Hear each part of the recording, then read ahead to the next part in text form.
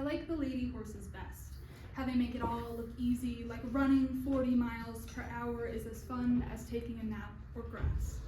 I like their lady horse swagger after winning, ears up, girls, ears up.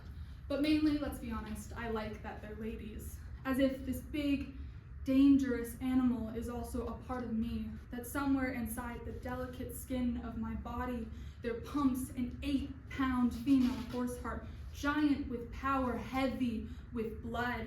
Don't you want to believe it? Don't you want to lift my shirt and see the huge, beating, genius machine that thinks, no, it knows it's going to come in first? This is How to Triumph Like a Girl by Ada Limon, and it's a feminist poem written by a feminist poet. And in this poem, the female body is strong and it is hard won. But has the female body always been portrayed this way? Hi, my name's Hayden, and welcome to my senior TED Talk, where in my thesis I tackled the question, how has the representation of the female body in feminist poetry changed from the second through the fourth wave of feminism? However, in order to answer this question, first we have to answer what each wave was.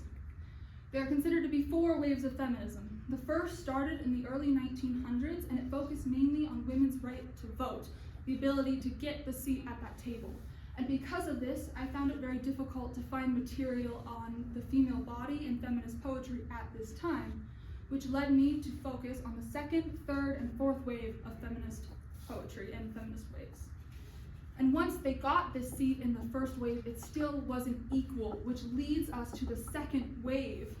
And starting in the 1960s, this feminist movement moves to fighting for gender equality that they deserved, equality in all aspects, everything under it. And as the second wave makes this platform, in comes the third wave in the 1980s and 90s. Supported by the second wave, it expands the fight. It begins to take back derogatory terms such as bitch or broad. It promotes body inclusivity and racial diversity, and it also comes in with this idea of intersectionality, which is where multiple identities can combine to create one. And then as these diverse voices are emerging and flourishing and words are becoming sources of power, it makes way for the fourth wave of feminism to emerge around the 2010s, which is the wave we're currently in, and it's boosted heavily by the internet. Now feminism is more connected than it ever has been, and with this connection, love finds a place to flourish in feminist language with body positivity and diversity, which is loud and proud. Poetry exists as an amazing medium for feminism. Poetry's whole purpose is to convey intense emotions or ideas or memories. It creates this connection between the speaker and the audience. Feminism is all about intense emotions and ideas. Back in the 1960s, this idea that women should be equal to men was intense, and not a lot of people believed it. And that's what makes the relationship between feminism and poetry so potent and powerful. Poetry compels you to listen, either through cadence or word choice, and feminism has something to say. Out of all of the many things feminism has to say, I chose to focus on the messaging about the female body. I wanted to know how this portrayal changed the second, third, and fourth wave, and how it existed within the social context. Because if you're writing poetry about a social movement, you're going to reflect what's happening in that movement at that very time. But I struggled the most with the second wave when I was researching and doing this project, because there are many different conflicting opinions about second wave feminism and second wave feminist poems as well in that time, especially around poetry around the female body. An example of this confliction is found in the poem Lady Lazarus by Sylvia Plath. It's debated among scholars whether Plath herself is even a feminist, and this poem by her is debated even more. In this poem, she's talking about a woman who some interpret to be a reflection of herself. But what's debated about the poem is whether it is empowering women, if it even counts as feminism at all.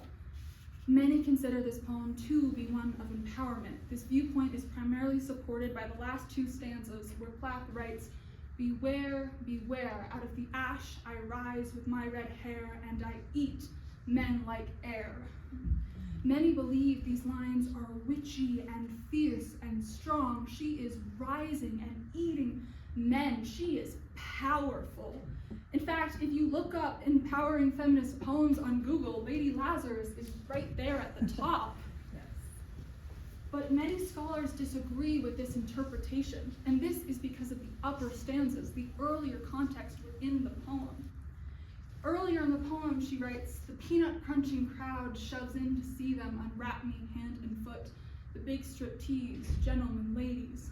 And later, "I am your opus, I am your valuable, the pure gold baby." This is a very long poem, and these are only 2 excerpts of it. But to scholars, this paints a picture not of empowerment, but of objectification. In this poem, the speaker's body is constantly objectified and held in the eyes of the audience, who is most often described as male. She is seducing the audience. She is stripping. They are stripping her. And at the end of the poem, when she is supposed to be having this power, she's drawing this power, she draws it from her hair. She draws it from her body, which has been objectified and held by someone else. In this poem, her power is not empowering, it's playing into the hands of the audience. And this shows how many ways there are to interpret second wave feminism, second wave feminist poetry, and even Plath's poems. There are more ways to interpret this poem than the 2 I've showed you today, and that shows the immense amount of nuance that exists in the second wave and the other waves as well. Another facet I studied of this nuance was the interplay of objectification and resistance working together in a feminist poem. An example is the poem The Breasts by Anne Sexton, where it's told through the point of view of the breasts, and she writes, "I am alive when your fingers are. I wear silk, the cover to uncover, because silk is what I want you to think of. But I dislike the cloth, it is too stern." These fingers are man's. We can gain this from earlier context in the poem that I haven't showed. And Sexton writes her body as under his. Scholars are observing this sense of possession and objectification in this poem, but they're also observing the resistance within it. Yes, she wants him to like her. She's wearing the silk, but she doesn't like it. It's too restricting, it's too stern. And this shows the inner turmoil that exists within her poem. She's acknowledging this objectification, but she's also protesting against it. And as this nuance and protest continues and these inches are gained, the third wave comes in with stride. The third wave focuses on neutralizing the female body. It doesn't want it to burden the expectations and emotions. It just wants the female body to be. A great example of who does this is Rita Dove in her poem After Reading Mickey in the Night Kitchen for the 3rd time before bed. This poem is a recollection of a memory she has with her daughter. In excerpts of the poem, she writes, "My daughter spreads her legs to find her vagina. She demands to see mine, and momentarily we're a lopsided star. We're pink," she shrieks and bounds off, "that we're in the pink, and the pink's in us." In this poem, Dove doesn't add any fancifulness to the vagina, and there's only innocence when her daughter asks about it. To Dove, the female body just is. It just exists. It exists as a connection between her and her daughter, but that's all it is. She is very straightforward and neutral. She is taking away that stigma. She's taking that subtle protest from earlier, and she's yanking it forward. And she's using it to take away the possession and objectification that's happened. That their body doesn't belong to anyone but them, because to them their body just is. Later in the third wave, after possession is taken back, a reflection of what was happening at the time, as I mentioned earlier, words were being taken back and reclaimed as well. Beyond this neutralization, there becomes an embracement. In Lucille Clifton's poem In Praise of Menstruation, she is admiring what her body can do. She is writing, "If there is a river more beautiful than this, bright as the blood-red edge of the moon, if there is a river braver than this, coming and coming in a surge of passion, of pain, if there is a river more ancient than this, daughter of Eve, mother of Cain and Abel." In this, Clifton sees body and what it can do as beautiful and strong. She is praising it. She's taking that ground given from earlier and she's building it into love.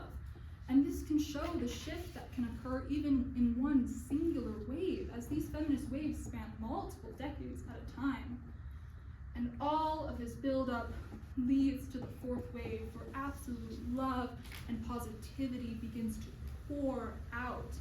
Love of all aspects of the female body, of aging, of deviance from the beauty standards. It's all about accepting the female body for what it is. And one poet who consistently does this in her poems is Rupi Kaur. This poem that I love by her shows this really well. In this poem, she writes, "Give me laugh lines and wrinkles. I want proof of the jokes we shared. Engrave the lines into my face like the roots of a tree that grow deeper with each passing year." In this poem, Kaur loves and appreciates her body. Her body is her own, and it is beautiful no matter what. She is embracing every part of it, not just the beauty, but the fact that it gives her life. It gives her stories to tell. And this poem also touches on aging, which I find is something that our society is constantly fighting against, especially in the media. I feel like I'm constantly seeing ads about serums to make sure you don't age. And it shows that Kaur is still fighting something prevalent in our media. Our media still objectifies women at some points. But she's taking that and she's saying, no, the body is natural and it is beautiful. Aging is natural. And this sense of wonder that she portrays is in part only possible because it was built by the previous feminist waves. In order to understand the foundation that was built by our feminist ancestors, we need to look at the past and the moves made by those in it. We don't look at Plath to strictly criticize or celebrate her writing. We look at her to understand. If I got up here and I just told you that in 2009, when the clock struck midnight and it happened 2010, that every woman on the earth loved herself and every feminist only wrote about amazing things, it would be terrible, and I'd probably fail my TED Talk, and you'd all leave feeling really unsatisfied and wondering how you'll ever get back these 15 minutes in your life. And that is the reason why I chose to look at the change and evolution of the portrayal of the female body. I wanted to look and learn back at the past and create a compelling story within it. A story that leaves you with just enough satisfaction and just enough curiosity in order to want to read more feminist poems.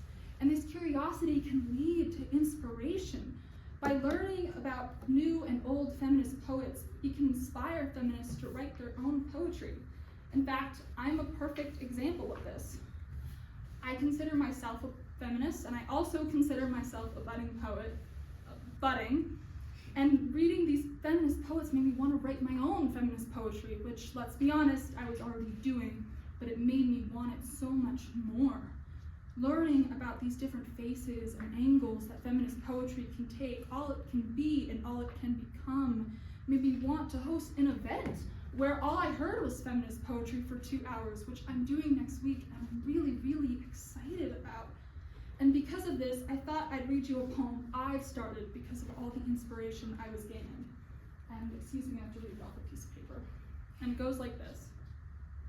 My sisters and I giggle high on the pyre, limbs entangled so that there is no difference between a freckle and a star. Grins sharp, I contemplate how to move your mouth closer as to cut the ropes we are bound in. But you all keep your distance. Perhaps you have been charmed before, perhaps you swore never again. You understand the power rushing beneath our skin. You want to taste it. You think our blood will flow within you. But you are mistaken. All you will glean is the taste. So when the fire is spent and our flesh is seared, freckled no more, let your bite be juicy and as filling as our laughs did the air. Thank you for listening to my TED Talk. Any questions?